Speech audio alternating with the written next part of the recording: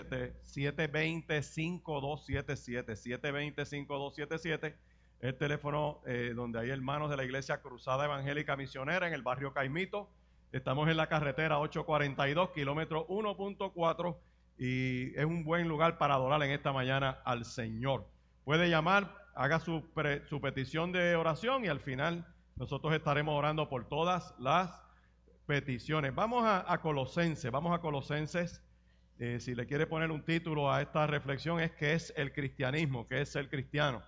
Colosenses capítulo 2, para mirar los versos desde el 4 en adelante, dice el apóstol Pablo a la iglesia de Colosas lo siguiente, escuche bien: y esto lo digo para que nadie os engañe con palabras persuasivas, porque aunque estoy ausente en cuerpo, no obstante en espíritu estoy con vosotros, gozándome y mirando vuestro buen orden y la firmeza de vuestra fe en Cristo. Por tanto, de la manera que habéis recibido al Señor Jesucristo, andad en Él, arraigados y sobreedificados en Él, y confirmados en la fe, así como habéis sido enseñados, abundando en acciones de gracia. Mirad que nadie os engañe por medio de filosofías y huecas sutilezas, según las tradiciones de los hombres, conforme a los rudimentos del mundo y no según Cristo, porque en Él habita corporalmente toda la plenitud de la deidad, y vosotros estáis completos en Él, que es la cabeza de todo principado y toda potestad. En Él también fuisteis circuncidados con circuncisión no hecha a mano, al echar de vosotros el cuerpo pecaminoso carnal en la circuncisión de Cristo, sepultados con en el bautismo, en el cual fuisteis también resucitados con Él, mediante la fe en el poder de Dios que le levantó de los muertos. Y a vosotros, estando muertos en pecados y en la incircuncisión de vuestra carne, os dio vida juntamente con Él, perdonándoos todos los pecados, anulando el acta de los decretos que había contra nosotros, que nos era contraria, quitándola de en medio y clavándola en la cruz, y despojando a los principados y a las potestades, los exhibió públicamente, triunfando sobre ellos en la cruz. Señor, te adoramos, te damos gracias, bendecimos tu nombre y glorificamos tu nombre, Dios, porque tú eres bueno, porque tu misericordia es para siempre. Señor, porque en esta hora estamos delante de tu presencia y suplicamos que esta palabra cumpla el propósito para el cual tú la envías en esta hora. Y mientras esta palabra corre, Dios, a través de la onda radial y a través de los sistemas de sonido de esta casa y a través del internet, yo te suplico que tu Espíritu Santo revele, muestre, indique, toque cada vida que está al alcance de la misma, Dios, y que en tu nombre se han hecho milagros, en tu nombre se han hecho portentos, en tu nombre se han hecho prodigios. Dios, planta esta palabra en la mente y en el corazón de la gente para que pueda crecer, el pueblo ser transformado y asemejarnos cada día más a ti, que eres el Dios verdadero. Señor, confirma como una añadidura espiritual esta palabra con gente que se convierta a ti. Confirma esta palabra con sanidades y milagros y prodigios. Dios, extingue toda enfermedad, revoca todo decreto de muerte en este lugar, pudre todo yugo que está oprimiendo a la familia. Dios, echa fuera todo devorador que quiere devorar las familias en este lugar. Señor, pon ángeles de guerra alrededor de la niñez, guárdalos del ojo perverso, guárdalos de la mente enferma, guárdalos de la mano criminal, detén la ola de muerte sobre esta tierra y reparte vida y vida en abundancia. En el nombre poderoso de Jesús te damos gracias. Amén, amén. Se puede sentar, pero deje su Biblia abierta ahí. Y yo me he propuesto hablar de Cristo durante una serie de sermones en este año. Hace unos años atrás tuve el privilegio de sentarme con uno de los maestros que ha tenido esta tierra en la palabra, el pastor Rafael Torres Ortega, luego de la experiencia de salud que él tuvo. Y cuando él empezó a hablar un poco con las dificultades que él tenía, logré sentarme con él en la terraza de su casa. Entonces, miro al anciano y buscando de esa sabiduría que él tiene, le digo: pastor, si usted pudiera hablar otra vez con la locuacidad que usted lo caracteriza, si usted pudiera tener una oportunidad de predicar 10 sermones antes de cerrar los ojos en la faz de esta tierra, ¿de qué los predicaría? Y él se me queda mirando, como ese anciano que tiene un bebé en las manos, y me mira, porque él sabía la pregunta, ¿cuál era? Él sabe cuál es la inquietud que hay en el corazón. Y él me dice, predícalos de Cristo. Porque ni en el cielo, ni en la tierra, ni debajo de la tierra hay otro nombre como el de Jesús. Entonces, yo me podía acercarme a esta palabra porque Pablo confronta a una iglesia que es la iglesia de Colosas. Es una iglesia que estaba impactada con muchas corrientes de pensamiento, donde el conocimiento humano trataba de llenar unas lagunas espirituales. Es una iglesia que yo la miro como decir Puerto Rico siglo XXI, porque la gente estaba empezando a ser expuesta al evangelio. La gente estaba empezando a recibir palabras y a ser confrontada con las diversas corrientes y culturas que habían. Y lo que yo quiero empezar a decirle a usted en esta hora es que la vida cristiana es la vida de Cristo manifestada a través del creyente. Eso es ser un cristiano, donde yo me abro a que Dios en su Espíritu Santo me meta en las manos y me empiecen a formar y yo empezar a rendirme, yo identificar aquello que me confronta para decirle, Señor, yo me rindo totalmente a ti. Yo no me cansaré de decirlo, veo tantas experiencias, veo tantas crisis, veo tantos problemas, y cuando tú le aplicas el microscopio de la palabra para poder desmantelar la situación y vas a aplicarle la Biblia, te vas a dar cuenta que hay gente que se resiste porque se esconde en uno de 4 o 6 corrientes de pensamiento que están atacando la humanidad en este tiempo. La obra de Cristo nos restaura al verdadero lugar en la creación por medio de Cristo. La obra de Jesucristo restaura nuestra relación con Dios a través de la resurrección de Cristo. Dios restaura una verdadera comunión con Él a través de nuestro Señor y Salvador Jesucristo. Y alerta, ninguna persona, ningún sistema religioso, ningún ritual puede añadirle algo a la obra de Cristo que Él ha hecho por nosotros en la cruz del Calvario. Por eso es que usted va a ver que a través de los tiempos hay gente que quiere evitar lo de la palabra. Y yo se lo digo y se lo repito, y como estoy por radio, hoy esto es con la cuchara grande del Espíritu. Siempre que usted vea a un teólogo, a un biblista, a un especialista en idiomas bíblicos, no importa que haya recorrido el mundo, no importa las tradiciones que tenga, que le diga a usted, sea un evangelista, sea un pastor, que la Biblia tiene errores, abra los ojos que ese algún problema tiene. O es mujeriego, o es pillo, o es un abusador doméstico, o es un pederasta, o está estillado hasta el alma. Y la Biblia le molesta, la palabra le hinca. Y como la palabra le hinca, la va a tratar de desacreditar. Oh, eso es el pensamiento paulino.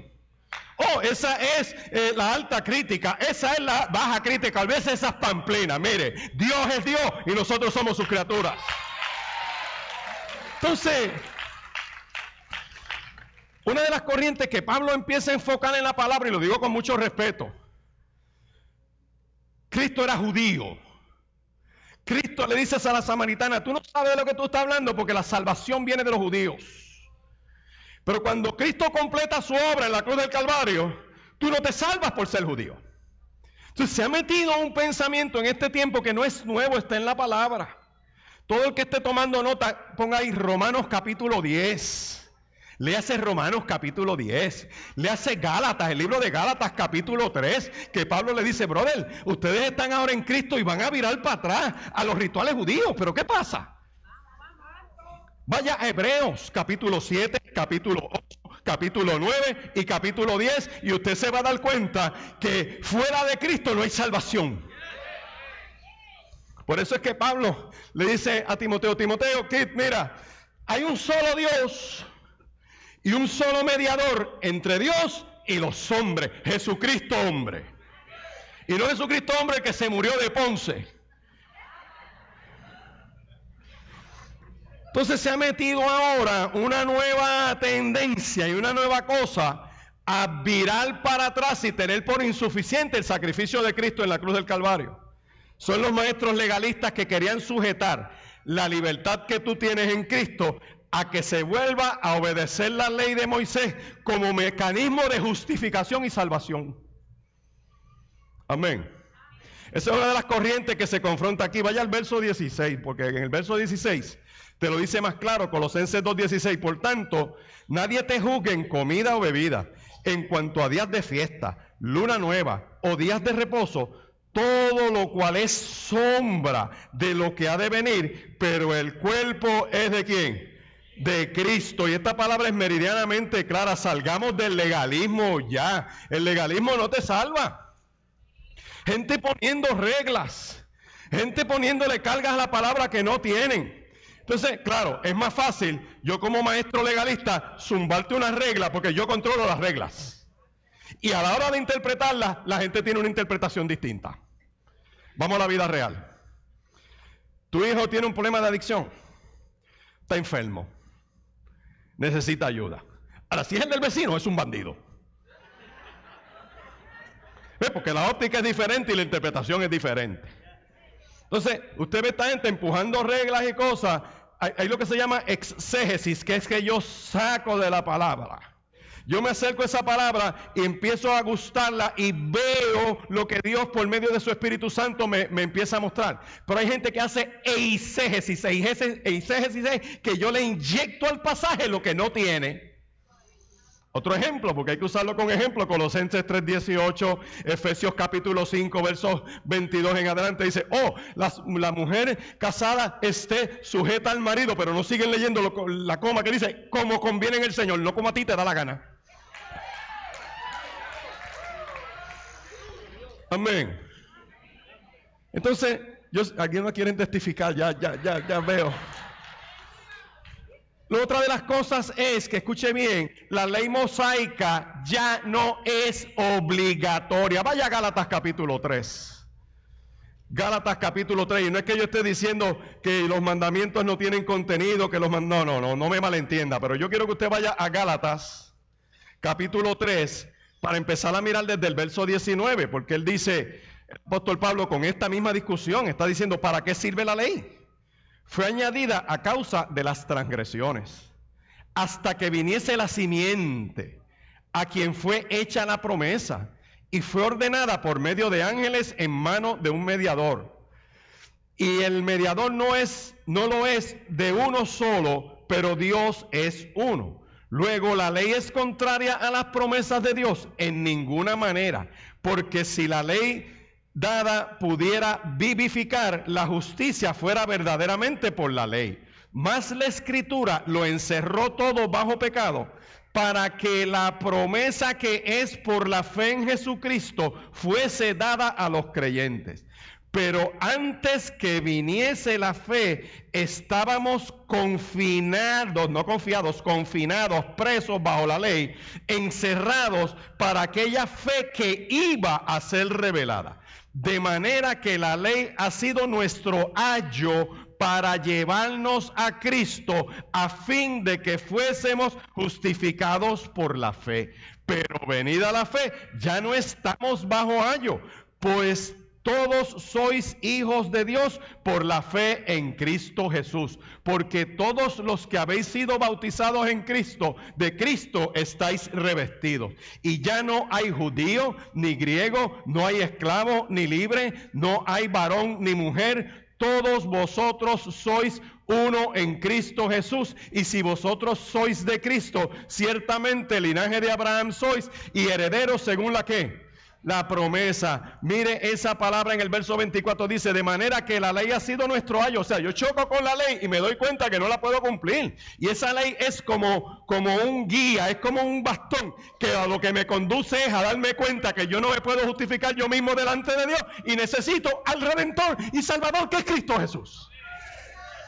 Así que la iglesia, sí está bueno mirar la tradición del pueblo de Israel, sí es bueno celebrar, mirar las celebraciones de la fiesta, es tremendo hacer un estudio del tabernáculo, qué significa cada estaca, cada cortina, los colores, la altura, todo eso es tremendo, pero todo eso me conduce a Cristo. Otra de las cosas que, bueno, los maestros tomen una nota, Marcos capítulo 7, versos 18 y 19, Lucas 16, 16, los que están por la radio entiendan que estos son sermones de estudio, porque muchos de los que están escuchando son prófugos de la escuela bíblica. Y Juan capítulo 1 y verso 17, pero seguimos. Otra de las cosas que se está llevando enredado a Puerto Rico, escuche bien, saliendo del legalismo, es el misticismo. Ahora todo es espiritualidad.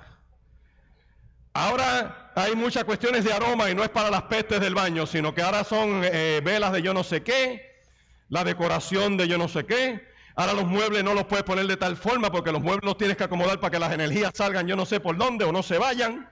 ¿Sabes? Y cristianos metidos en esos embelecos y en esas pamplinas.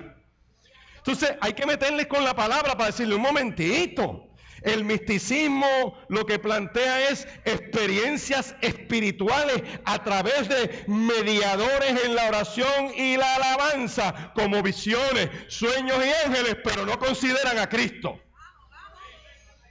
Tú sabes, quieren una experiencia espectacular de un ángel que yo vi. No, amén, Dios tiene ángeles. Yo sé de gente que ha tenido experiencia con ángeles. Yo tuve una con uno invisible, yo no lo vi. Pero el rebaño que yo estaba pastoreando en ese momento lo vio. Naranjito, Puerto Rico, año 1991.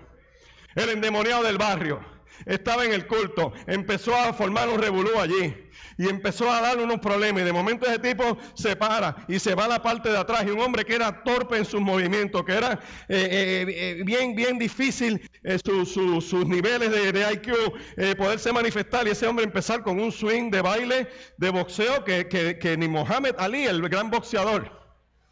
Y le decía a los ujieres, metan mano.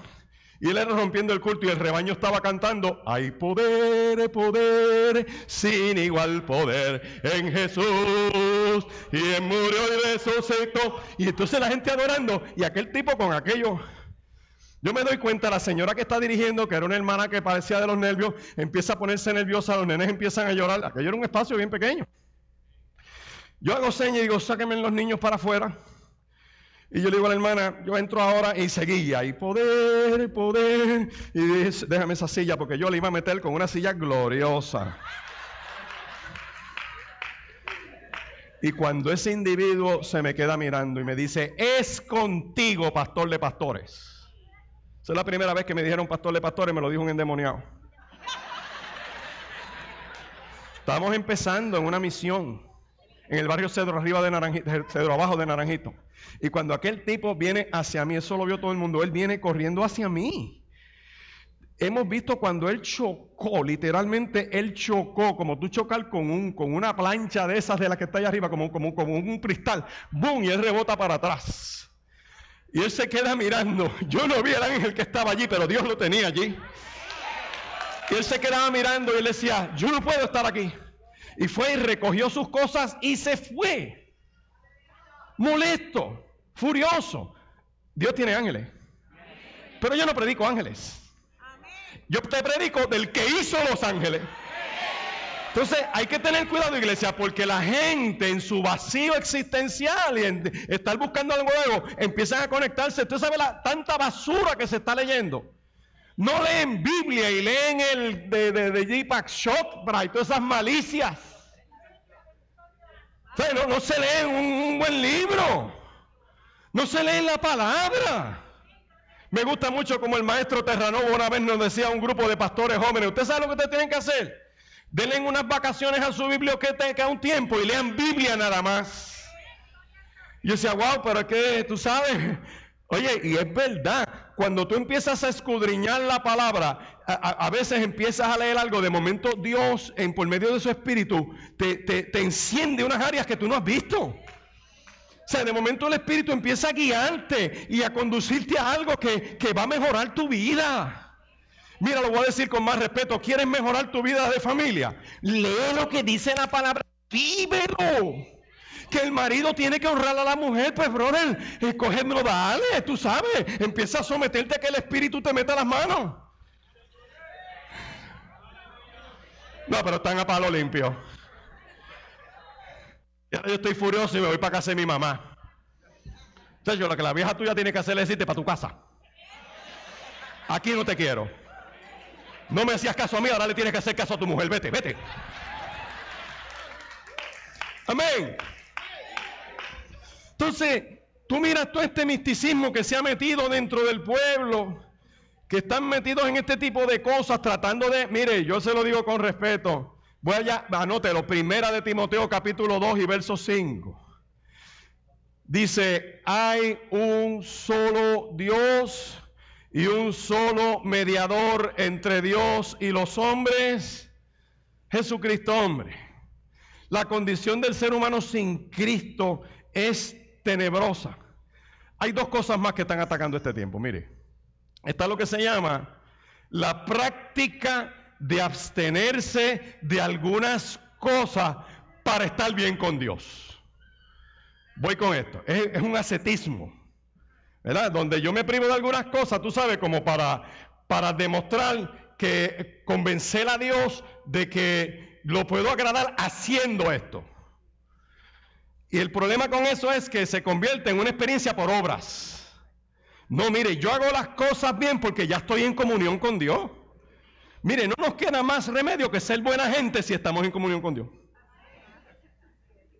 Porque como ya estamos en comunión con Dios, se supone que esa relación empiece a arropar mi vida. ¿Cuántos de nosotros llegamos a trabajar a un sitio o entraste a estudiar en una escuela o estás en algún tipo de corillo y cuando tú empiezas a llegar a tu casa te dicen adiós? ¿Y eso de dónde salió? Eso que tú dices. Anoche estábamos en casa y Lucas de momento se para, tiene 2 añitos y medio y dice voy y hace así. Lamento a los que están por radio no puedan ver eso, pero veanlo por internet, www.cruzadaevangelicapr.com, y lo van a ver. Entonces, nos dimos cuenta que es que el abuelo es el que dice, voy.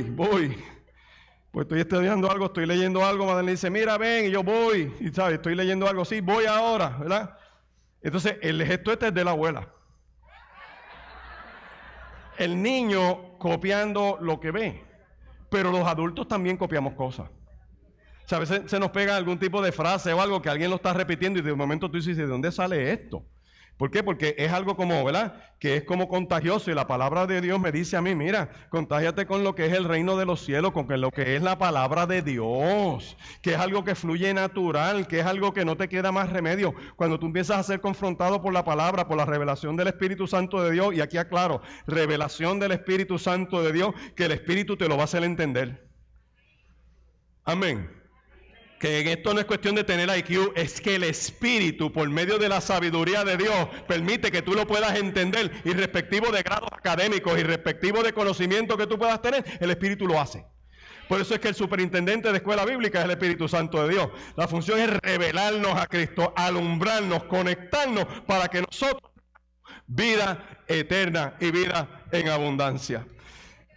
Hay otra cosa, en los versos 20, vaya a los versos 20 al 23. De ahí de Colosenses capítulo 2. Pablo lo explica, dice, pues si habéis muerto con Cristo en cuanto a los rudimentos del mundo. Rudimentos del mundo son tradiciones humanas. ¿Por qué, como si vivieseis en el mundo, os sometéis a preceptos tales como no manejes, no gustes, ni aun toques, en conformidad a mandamientos y doctrinas de hombres, cosas que todas se destruyen con el uso? Tales cosas tienen a la verdad cierta reputación de sabiduría en culto voluntario, en humildad, en duro trato del cuerpo, pero no tiene valor alguno contra los apetitos ¿de qué? De la carne, porque el único que me puede dar la fortaleza es el Espíritu Santo de Dios, para salir de la chuletería, para salir de la carnalidad, para salir de aquello que me tiene atado. Por eso es que las terapias ayudan, las consejerías te pueden dar algún contenido, pero solamente la sangre de Cristo puede salvarte. Amén. Ninguna religión puede cambiar tu ser. La sangre de Jesús solo lo puede hacer. Eso es. Hay otra corriente que se ha metido en este tiempo, escuche bien, y es un gnosticismo que plantea un conocimiento superior. Y por eso yo a veces trato de no ver ni televisión cristiana de algunos sitios, porque las manías de los predicadores se pegan. Las manías de los predicadores se pegan y no tiene que tener mucho unas cosas, porque realmente se te pegan. Entonces había uno que es buenísimo, es una figura mundial, está por ahí, pero cuando yo vi que hizo eso 3 veces, dije, yo no lo voy a hacer porque se me va a pegar eso. Empieza a decirte, mira, esto es lo que dice, y yo no sé si tú me entiendes, y se vira para acá. O sea, me está diciendo bruto. O sea, yo estoy predicando esto y de momento digo, hermano, yo no sé si usted me entiende. Chacho, deja que el Espíritu fluya, el Espíritu se lo va a hacer entender. Amén. No me atrevo a decir, yo espero que usted lo esté entendiendo. Pero lo que quiero traer esto, vamos a explicarlo un poquito mejor. Que es que son este tipo de maestros que como que descubren algo tan, tú sabes, tan que le vuela los sesos a ellos mismos, que ellos se creen que Dios no se lo ha dado a alguien antes. Y Dios se lo da a quien Dios quiere. O sea, yo le puedo dar testimonio de la abuela Carmela, una sierva de Dios que no sabía leer, usaba a veces la Biblia al revés. Y cuando esa anciana se paraba a hablar, bendito, brillaba el piso con los jóvenes, digo, en enseñanza, era una cosa, escuchar a la abuela, ¿sabes? Con esa sabiduría de lo que es la vida de oración, de lo que es su relación con Dios. Tú empezabas a hablar y un día la abuela le dice a los jóvenes, eso está en Colosenses. Abuela no sabía leer, pero había escuchado tanta palabra y estaba esa biblioteca ahí del Espíritu. Y cuando ella dijo Colosenses, yo empecé a buscar, mira, es verdad, la abuela tiene razón. Porque el Espíritu de Dios es el que te guía. Entonces el peligro está que a veces se nos mete un pensamiento que lo tratamos de armar con la Biblia y en nombre de eso nos llevamos a enredar a la humanidad. Y en nombre de eso no nos abrimos a que Dios nos cambie. Y en nombre de eso nos escondemos en una cueva de un conocimiento alegadamente superior, que es falso. La palabra de Dios es verdadera. Así que ábrete a lo que Dios tiene para tu vida. Por eso es que Pablo, vamos a volver a Colosenses capítulo 2, le empieza a decir, mire, verso 4, yo les voy a decir esto para que nadie los engañe con palabras persuasivas. ¿Usted cree que Dios se equivoca? Pues Dios no se equivoca. Y nosotros tenemos que plantar esta palabra, no solamente en el dominio público, vivirla. Como dice la Escritura, si yo vivo esta palabra, ese testimonio de vivir esa palabra, conforme a Mateo capítulo 5, versos 13 al 16, es que somos luces que alumbramos en medio de las tinieblas y la gente viendo la luz de nuestra conducta, dice, wow, glorifica no a ti, a Dios en su vida. Por eso es que no podemos dejar de dar las batallas que tenemos que dar. Escuchaba yo unas discusiones en la radio sobre, bendito, y perdone que use este ejemplo, pero lo voy a aprovechar que estoy por radio, de ese libro que se llama Nuestra Sexualidad, que lo mandaron a recoger en el departamento, y hay un combo adentro del departamento que quiere empujar ese libro a como dé lugar. Y están haciendo reuniones, y se están moviendo a través de la isla, y se están moviendo en Fortaleza, y se están metiendo en la legislatura, para hacerle creer a los que son, ¿verdad?, que tienen un conocimiento superior, que es beneficioso ese material a los niños, y que es posible que los niños aprendan del manejo de su sexualidad. Entonces yo veo esa barbaridad y yo digo, wow, vamos a mirar la palabra, vamos a ver Eclesiastés. Eclesiastés dice todo tiene su tiempo. Llegará el tiempo de tener las relaciones sexuales, cuando la gente tenga una madurez. Y dentro del matrimonio, como dice la palabra, que lo practiquen y lo practiquen y lo practiquen hasta que la muerte los separe. Eso es lo que dice la Biblia.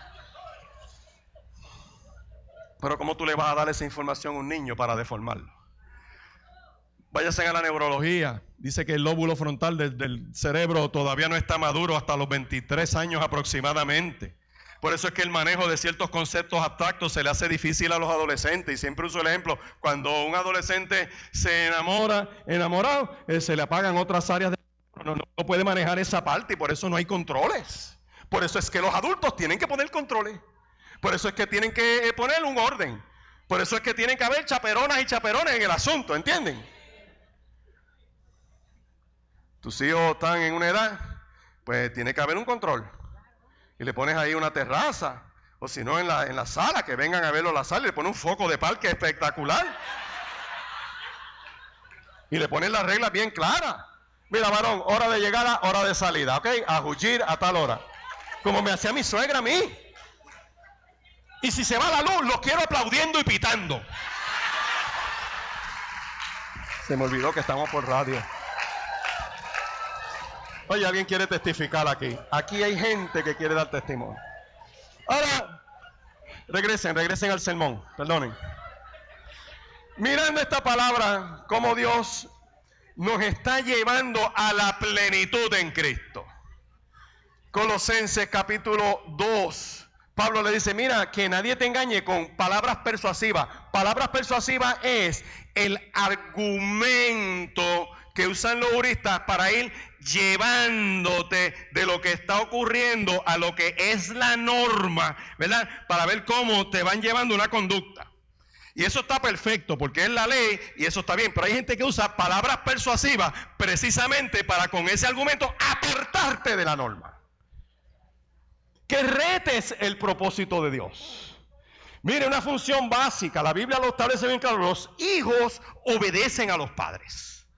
Cuando los hijos se sujetan a los padres, aunque haya molestia, aunque no se entiendan unas cosas, esa sujeción y esa obediencia, la Biblia la premia. Dice, honra a tu padre y a tu madre, que es el primer mandamiento con promesa, para que te mueras de viejo sobre la faz de la tierra.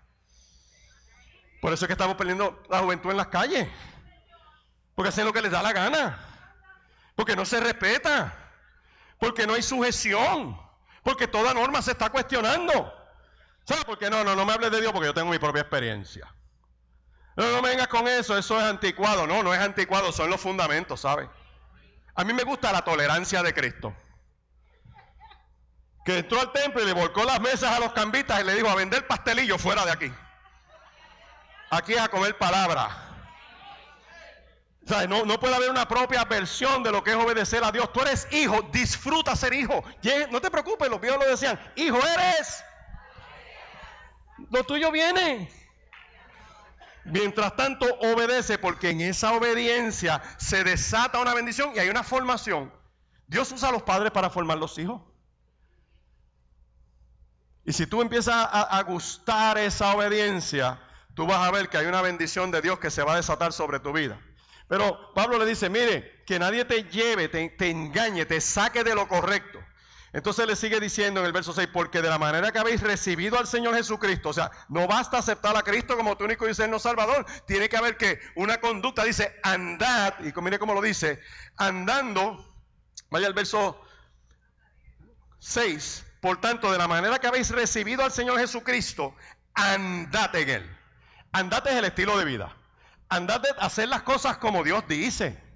Si la palabra dice que Dios hizo al hombre y que cuando lo vio solo le da ayuda idónea, y cuando le hace la mujer al hombre, que le arranca la costilla al hombre, dice que de la costilla hizo una mujer, y tú eres una chamaquita, todavía tú no estás madura para conectarte a un hombre. Porque el pez grande siempre se come el chiquito. Entonces, esto yo lo digo con mucho respeto, ¿verdad? Cuando usted sigue leyendo Génesis, se dice que después que Dios hace la mujer, Dios la conecta al hombre. Dice que después que hizo a la mujer, la llevó al hombre. La llevó al hombre porque si la deja sola, sin la guianza de él, ella se iba a conectar a otra cosa en la creación. ¿Qué es lo que había en la creación? Por eso algunas, en vez de dejarse guiar con Dios, se han llevado tremendo animal.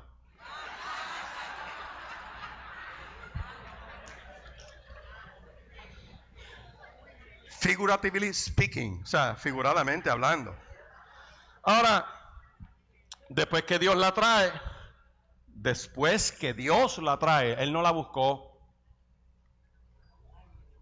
Esos picaflores que están por ahí, esos conquistadores, tienen un problema bíblico, gráfico, claro. Están siguiendo lo que no es.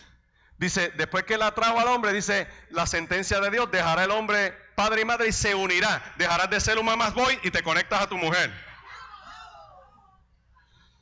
Así que yo sigo mirando Colosenses, hay que andar en él, y mira lo que dice el verso 7, usa la figura de arraigados. Arraigados requiere un transcurso de tiempo para que eso vaya creciendo. Hay cosas que fluyen naturalmente, espiritualmente, pero con una mezcla natural, o sea que tienes que hacerlas y seguirlas para que eso vaya creciendo. Tienes que congregarte, tienes que escudriñar la palabra. Ahora mismo se está poniendo aquí lo de la clase de candidatos al bautismo. Ahora surge otra clase de discipulado y va a haber la clase regular. 3 clases, domingo en la mañana.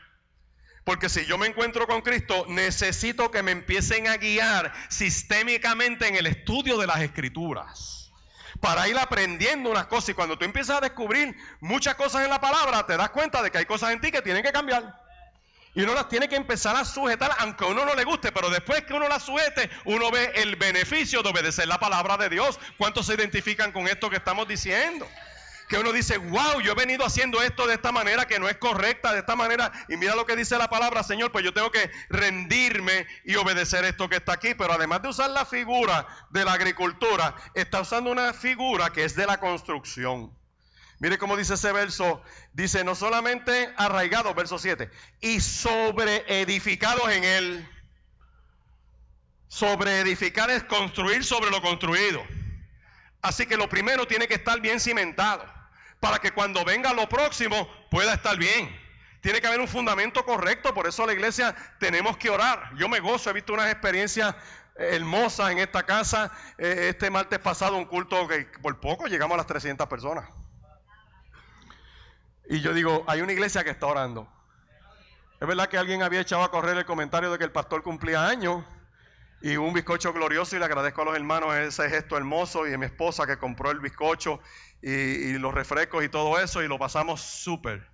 Pero veo una iglesia que está orando, que está edificando, para que empiece a suceder lo que tiene que suceder. Amén. Para que gente reciba bendición, todo el que entre a este lugar y todo el que salga de este lugar, todo el que esté expuesto aquí a lo que está sucediendo, algo de Dios bueno debe recibir. Siga leyendo, no solamente así dice, y confirmados en la fe, así como habéis sido enseñados. Fíjese, la palabra enseñanza está ahí bien clara, abundando en acciones de gracia. Y aquí viene toda esta explicación que está en el verso 8. Así que mira que nadie te engañe por medio de filosofías y huecas sutilezas, según las tradiciones de los hombres, conforme a los rudimentos del mundo y no según Cristo. Y una de las cosas que yo quiero empezar a trabajar durante todo este año en toda esta cristología es que si tú te desconectas de Cristo, vas a estar en una condición espiritual que no es la mejor.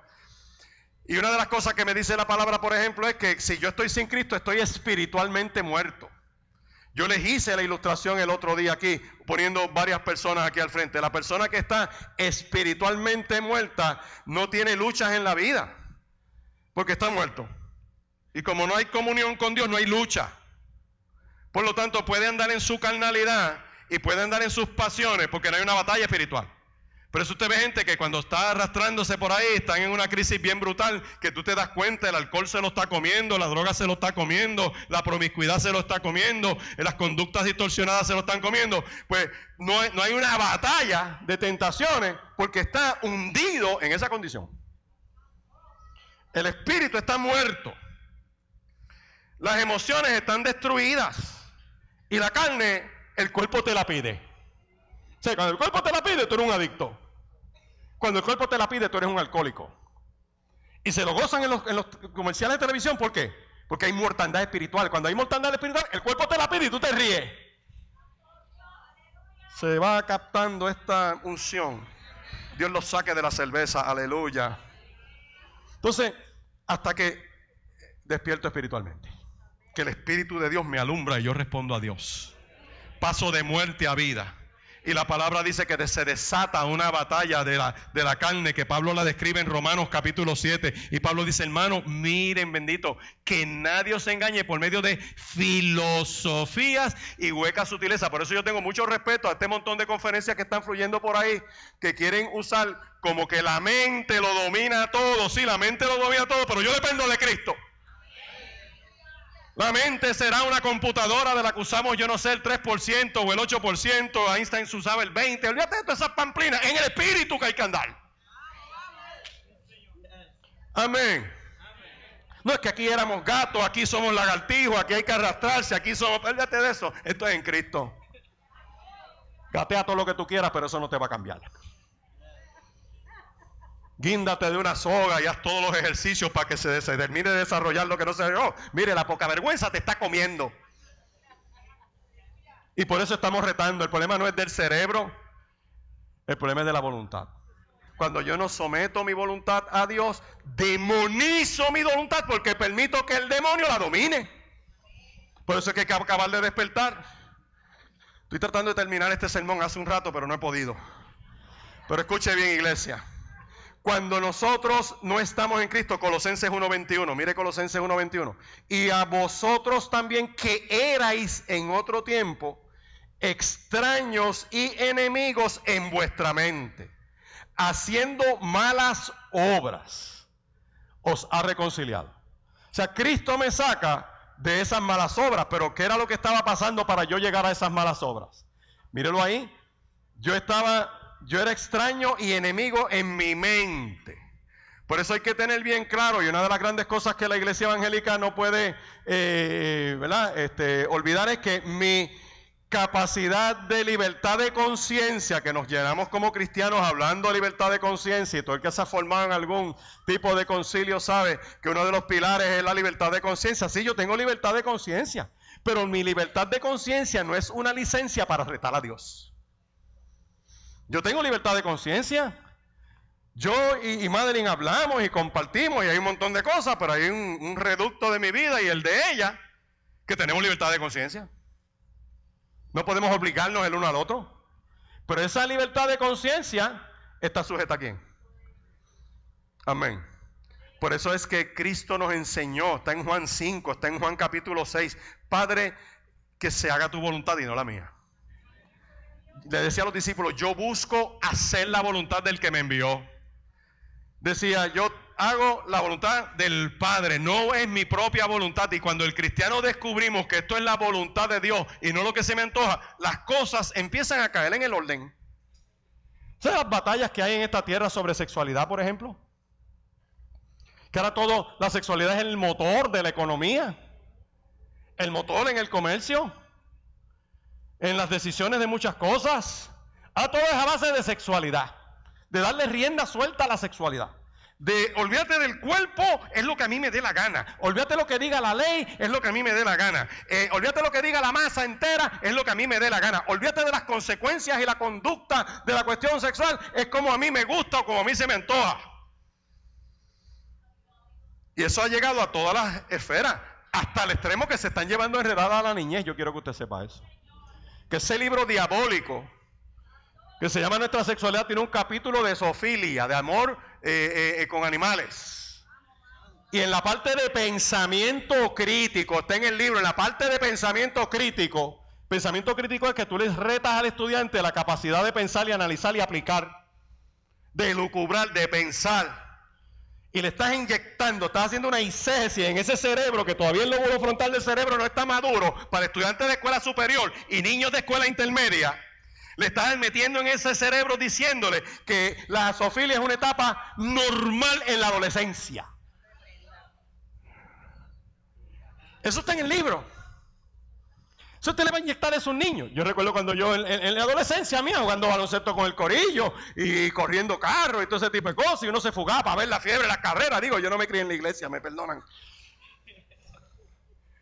Nadie pensaba en eso. Y ahora el Departamento de Educación los va a poner a pensar en eso. Y hay que dar una batalla, porque eso es filosofías y huecas sutilezas.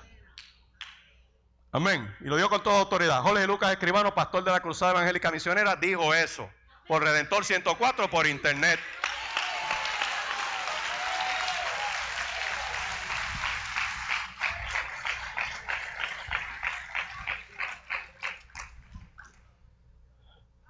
Segunda de Corintios capítulo 4. Vamos a empezar a aterrizar en el bálsamo. Lo estoy buscando hace rato. Bueno, esto va a tener otra parte. no deje de venir el domingo que viene.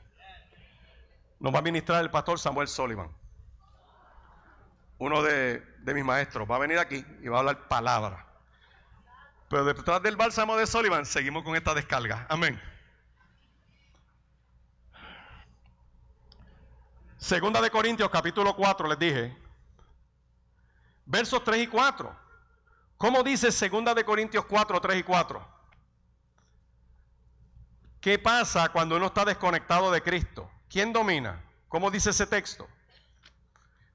Dice de la siguiente manera: pero si nuestro evangelio está aún encubierto, entre los que se pierden está encubierto. El que está perdido no tiene el evangelio de Cristo.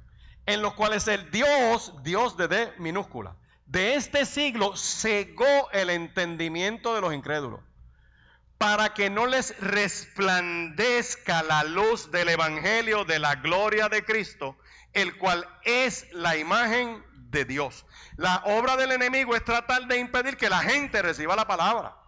Por eso es que la gente que está sin Cristo está en oscuridad espiritual.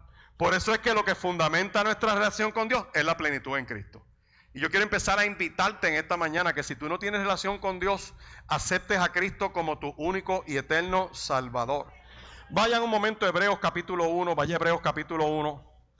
Y esto es toda una cristología, esto es un sermón sobre Cristo, un estudio de la obra de Cristo. Si usted se fija, es ameno. Si usted se fija, tiene que ver mucho con nuestro estilo de vida. Si usted se fija, esto no es una cuestión del nous, el griego, del conocimiento. Esto es cuestión de estilo de vida, de ver qué dice Dios, de empezar a someter mi corazón, mi pensamiento a lo que Dios dice, para ser alumbrado, ser confrontado y hacer las cosas correctas. En Hebreos capítulo 1, versos del 1 al 3 dice: Dios, habiendo hablando muchas veces y de muchas maneras, en otro tiempo le habla a los padres por los profetas. En estos postreros días nos ha hablado por medio de ¿quién? Del Hijo, a quien constituyó heredero de todo y por quien asimismo hizo el universo. Cristo estaba en Génesis. Él no empezó después de Génesis, era desde antes de Génesis. Dice, el cual siendo el resplandor de su gloria y la imagen misma de su sustancia, y quien sustenta todas las cosas con la palabra de su poder, habiendo efectuado la purificación de nuestros pecados por medio de sí mismo, se sentó a la diestra de la majestad en las alturas. Y escuche bien, hecho tanto superior a los ángeles, cuanto heredó más excelente nombre que ellos. Está bien la angelología y todo lo que es la cuestión de los ángeles y el libro del pastor Bock y Billy Graham escribió un libro y tremendo. Pero nosotros no buscamos ángeles. Dios tiene ángeles, son sus mensajeros, Dios los usa como Él quiere, pero aquí dice que Cristo es superior. Hebreos capítulo 1, 1 al 3 dice que Dios nos habla por medio de Cristo, que el mundo fue creado por medio de Cristo, que Cristo es el resplandor glorioso de Dios, que Cristo es la imagen misma de lo que Dios es, que Cristo sostiene todas las cosas con su palabra poderosa. Por eso es que en Hechos capítulo 10 y verso 43 nos dice que nos limpió de nuestros pecados. Y aquí dice Hebreos capítulo 1, y también lo dice Hechos 10, 43, verso 3, que está a la diestra del trono de Dios. Y si está a la diestra del trono de Dios y es nuestro intercesor, es el mediador, ¿qué hacemos orando a otra gente que no es Cristo? En ningún otro hay salvación. Mire, ¿usted quiere saber algo más de esto? Cuando los discípulos ven a Cristo que tenía una vida de oración tan tremenda, le dicen, Señor, enséñanos a orar. O sea, el maestro de los cielos desciende a la faz de la tierra, le están pidiendo una enseñanza directa y él le dice, vosotros pues oraréis así. Padre, la oración va dirigida a Dios. No es a San Pastor. No es que la vida decente de este hombre es tan tremendo, yo pido, mira, te estás muriendo, pues mira, vete y dile a Dios, tú sabes. Hay un solo Dios y un solo mediador. Eso de que todas las religiones conectan a Dios, eso es embuste. Eso es filosofía de hombre, eso son huecas sutilezas. Y yo no le digo para ofender a nadie. Mi responsabilidad es llevarte a la palabra para que tú entiendas que tú te puedes relacionar con Dios. Y te puedes relacionar con Dios a pesar de las imperfecciones. Y te puedes relacionar con Dios a pesar de la familia en la que estás viviendo, la que Dios te dio, o los problemas que hayas tenido, las metidas de pata que hayas tenido. Dice que tú te puedes acercar a Dios por medio de Jesucristo. Porque el sacrificio de Cristo en la cruz del Calvario nos limpia a todo aquel que en Él cree, para que no se pierda y tenga vida eterna. Así que sal ya de tu coraje, sal de tu enojo ya. Sal de esa atadura que te tiene limitado. Dile: Señor, yo te recibo como mi único y eterno Salvador. Yo quiero arreglar mis cuentas contigo. Habrá alguien en esta mañana que está al alcance de esta palabra. En primer lugar, aquí en este templo, que dice: mira, yo estoy cansado, yo he estado batallando tantas veces a través del tiempo, y en esta mañana, viendo esa palabra, dándome cuenta de esas batallas en los pensamientos, esas enseñanzas. Quizás tuve un mal ejemplo en mi hogar, que mis padres decían una cosa y hacían otra, y nunca tuve un modelo correcto. No importa, o tú te apartaste a pesar del buen modelo que tuviste, y hoy en esta hora te das cuenta que Dios te ama y que Dios te quiere bendecir. ¿Que los dolores de la vida te marcaron? Sí, los dolores de la vida te marcaron, pero Dios tiene un plan contigo y ese plan se va a dar. Sal ya de esa atadura en el nombre de Jesús. No vivas más disfrutando el dolor de tu vida y que te quedes ahí atado y te quedas ahí limitado. Dios te ama y Dios te quiere bendecir. Habrá esa vida en esta mañana que dice: esto es para mí. En el nombre de Jesús,